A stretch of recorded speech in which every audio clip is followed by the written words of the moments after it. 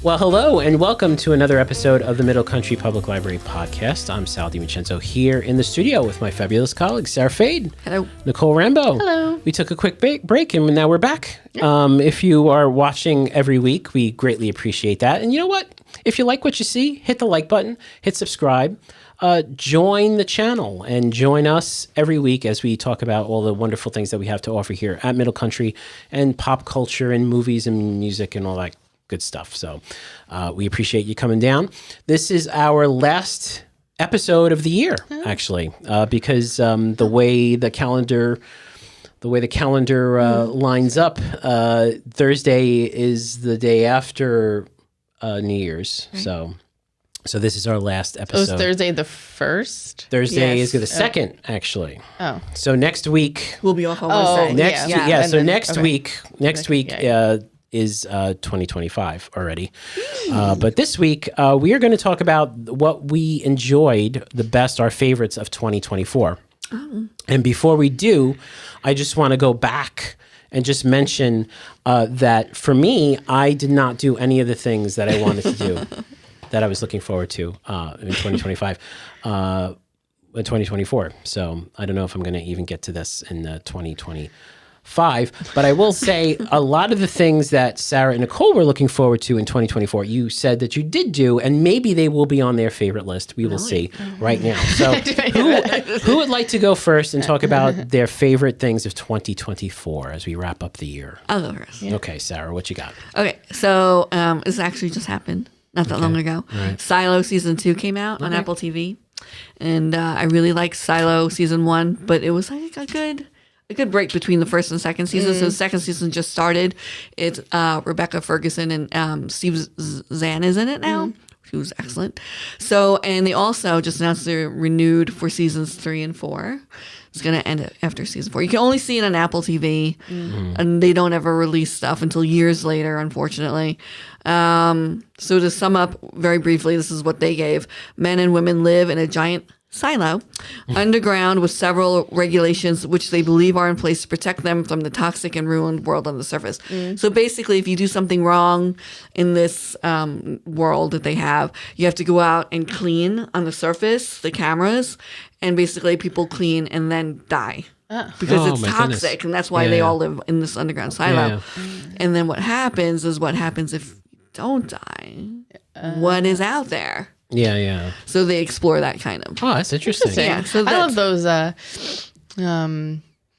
It's like everyone, dystopian. Like they're like in a thing, and they think what but sometimes not what you think it is, and like all that and stuff. It's not like super sci-fi because it's like the premise is a little, like you said, dystopian, and it is set in this futuristic world. But the plot is very humanistic, and it's not very like, they have weird technology. No, it's very basic. And they call these relics are illegal, but relics, like one of the relics that they were talking about is a Pez dispenser. Oh my goodness, yeah. It's like, what is this? Like, this is a relic from the past. Like, there's fancy stuff coming out. Yeah, so. That sounds good. You would like it, I think. The next thing that I liked in 2024 is the movie Smile 2. Oh. I just okay. So it's a horror film, right? Oh yeah. The first Smile was okay. But Smile 2, okay. So you're about to embark on a new world tour. Not you. Global pop sensation Sky Riley begins to experience increasingly terrifying and inexplicable events. Overwhelmed by the escalating horrors and pressures of fame, she must face her dark past to regain control of her life before it spirals out of control. So I thought it was very well done. Okay. There's like time issues where you like what's happening. And I told Nicole it just makes me want to drink Voss water. Oh yeah, that's right. That's why I'm like, I want you to watch it just so you become obsessed like me, and you will. I think that was the point. Smile too. Now you won't see people smiling at you. It was just a whole marketing ad. You'll just see Voss water bottles. Yeah. The other thing that I liked, another movie, was Alien Romulus. Okay. Oh, yeah. Which was one of your things you were looking forward to. Hey, there we go. Space colonizers come face to face with the most terrifying life form in the universe while scavenging the deep ends of a derelict space station. I thought it was very good. Kind of. They said it was a classic throwback to horror, more so than anything else. Okay. I saw Cypress Hill in concert. Oh, nice. So that was good. Farside and Souls of Mischief also played with them, but they were excellent. Excellent. It was so much fun, believe it or not. So if you grew up and you're old, like myself and Sal, look out for them because they were really good, really good. And some of the other things I have down, which I'm sure you do too. The total solar eclipse experience. Oh yeah. Remember that? Completely the forgot Paris about that. Olympics with Simone Biles being the goat of all goats. Oh, yeah. And my dog, Fen, I have a picture. I have her dog bound because I love Fen. I love this dog so much. He's a Pomsky. I love all my dogs, but I just love him so much. He got adopted this year, and well, you know, he's just so cute. I hope your other dogs don't watch the podcast because they're going to get upset. Well, it's been like I overcompensate. I'm like, oh, Fen. I'm like, oh, okay, you're cute. Yeah. And you get extra biscuits because. Fen so much. Cool. All right. Sounds like a good list of favorites there for 24. Nicole, what do you have? Nothing. I don't know. I have my kid just turned 2, and I feel like from 1 to 2 is like a huge jump, and my whole brain is rotted out, and I don't remember anything that happened. I know I put last year. You said I put down romance novels. So you did every single romance novel. I read some of them. They were good. I couldn't tell you who wrote them or what they're called, but I liked whatever I read. It was good. I liked watching my kid go from 1 to 2. That's a fun. It's a big. It's a big jump. A lot of like fun stuff happens. They kind of get with it a little bit. Yeah. You can bring them over the summer was nice. Like I brought him to the zoo or like the little farm, and we did like fun classes together and stuff like that. So that was good. I never went on a vacation. I know I wanted to do that. That was one of your things. So next year. Maybe next year. Yeah. What else did I say? Well, Bridgerton, you said you liked Bridgerton. I watched Bridgerton. I liked it. Dune 2, you said you liked Dune 2. I liked Dune 2, So that was good. So that was on your list. Okay, Ghost season 3. I watched that. It was good. All right, there you go. I watched the same shows I watched. Yeah. I saw movies with Sara.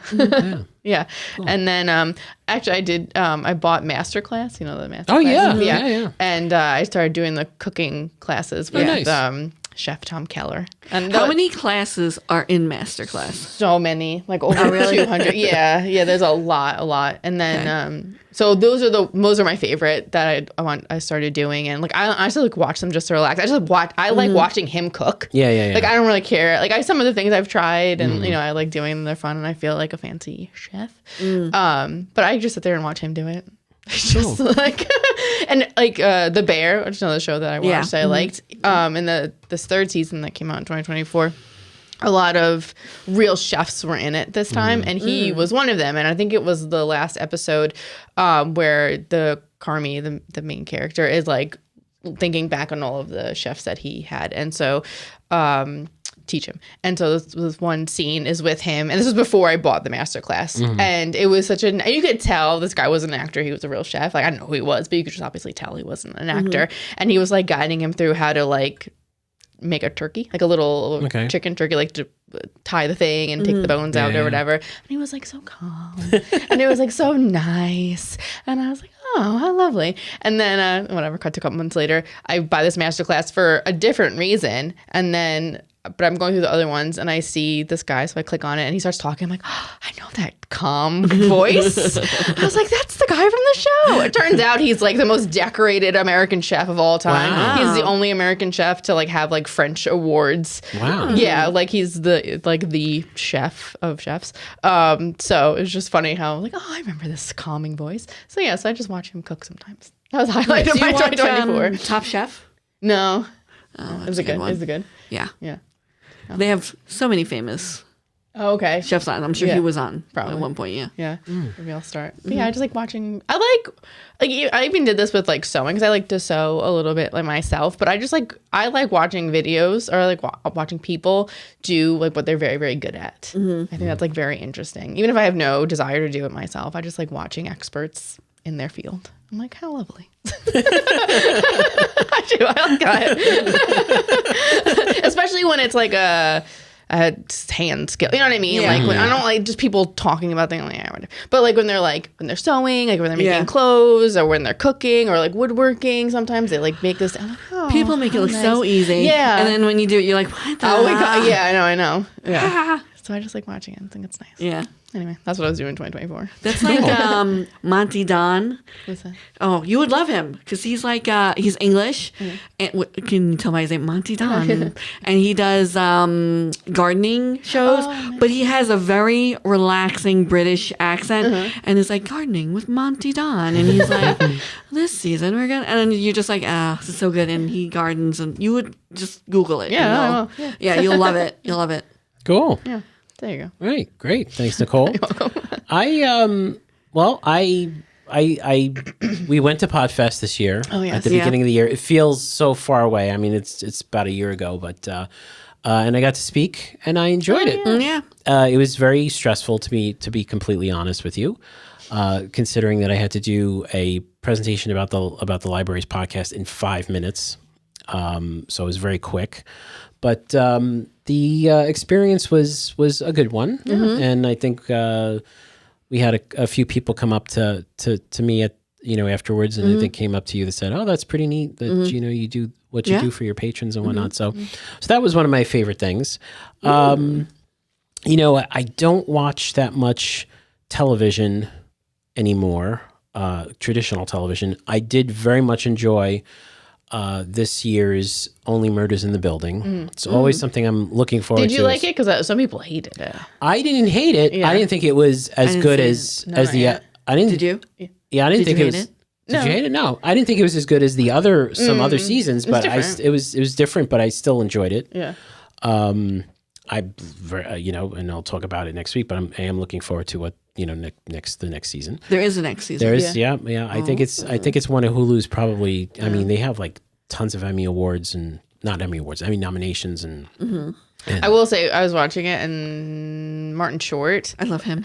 And then I don't know what I looked up, but then like his Jiminy Glick came up. I love Jiminy Glick. God, I was dying. It was He's so talented. Funny. He's so talented. So funny. I'm like, Martin Short. he should have his own night show. I know, yeah. For real. Yeah. Yeah. I would watch it. I had very low expectations for a Pixar movie that came out this summer, Inside Out 2. But I actually liked it. Wasn't it like the highest grossing? Yeah, it was one of the highest grossing. Yeah, I mean, it could, that doesn't mean anything, but it was good. It was good. It wasn't, again, not as good as the first movie. I didn't see that. But it was. We didn't get that word. We didn't get that. We're still in musical Disney. Yeah. I never feel go like out of musical Disney. For a movie that you could sit down with the family and watch and maybe have a good discussion about it later. I thought it was very good. But again, not watching TV, I watch a lot of YouTube, and I will say I did enjoy Noel Phillips this year, who I might have mentioned him in the past, but he's a travel vlogger, and he does a lot of airline reviews and travel reviews. And what's interesting about him is that he's from Britain, but he last year he moved to Texas. And he's living now here in Texas with his family. He travels all over. Jump. He's very he's very nice, and he's humble and not so much of a these a lot of these YouTubers tend to have an attitude and an ego, but he doesn't come off that way. So I do appreciate watching that. So I enjoyed that. So that was good. And U2, my favorite rock band, U2. They kind of released a new album this year. Not quite released a new album, but they found, I think it's either 10 or 12 songs from the anniversary. Well, it was the anniversary of How to Dismantle an Atomic Bomb this year. And the one that angered. No. That wasn't the one that ended up on everybody's iPad. Like, what the? No. Oh, yeah. No, that wasn't that one. Yeah.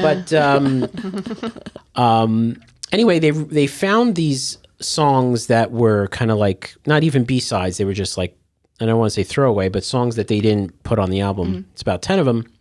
They remixed them, remastered them, and they released them as a quote-unquote new album called How to Reassemble an Atomic Bomb. And that came out last month, and it's actually pretty good.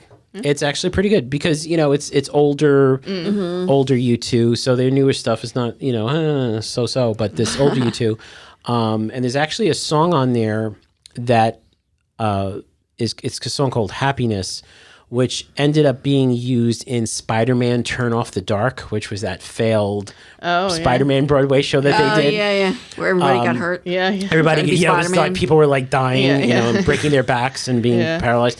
So they released this song, different lyrics, different kind of feel, but it's the same song. But that was my favorite song from the musical, so it was nice to actually have now an official song to go along with it. And finally, one of my favorite things that might be scary for some people is I really enjoyed using AI this year. I really did. I enjoyed boyfriend's cheating. Specifically, I enjoyed the graphic art / photorealistic AI art is that thing. No. I like being able to type in, bird playing tennis, on a pizza, and there's a bird playing tennis on pizza, and it looks pretty decent. And again, we always say that AI should be used as a tool, and I do think it's a great tool. But this year, it's especially worked out pretty well for me. Oh, I love AI. Yeah, so I am putting that on my favorite things, and I'm let's just hope that next year it doesn't take us over. Yes, in 2025, I'm saying, remember when I said I liked AI? Well, now that we are there, now that it's the overlords of humanity, when Terminator comes to life. Yes, so that was that's it, and so that's my favorites of 24. Oh, The Cure came out with a new album. The Cure came out, and it was a really good single. It is a good single. It's a good album. You have to have some. Cure. Classic Cure, you have to like The Cure, though, or love The Cure, though, and love the idea of a Cure song. If you're like a fan of like Disintegration or one of those albums where like the song is literally like 8 minutes long and he doesn't sing until like the last 2 minutes. Atmospheric. It's kind of like that. Yes, very atmospheric, yes. My yearbook quote was The Cure. Oh, there you go. Lyric. There you go. So you can kind of tell where I was at. Yes. Something about dying. Yes. Being unhappy. So that's it. That's our 2024. We wrapped it up. We did it. Made it through. Yes, we made it through to another year. We'd like to thank you all who have been coming to the podcast every week and listening to us or watching us on YouTube. We greatly appreciate you, and we hope that in 2025 we can continue giving you the same level of professionalism and quality that we strive for here at the podcast. So thank you so much. Happy holidays. Happy New Year. For Sara Fade and Nicole Rambo, I'm Sal DiVincenzo. See you next time.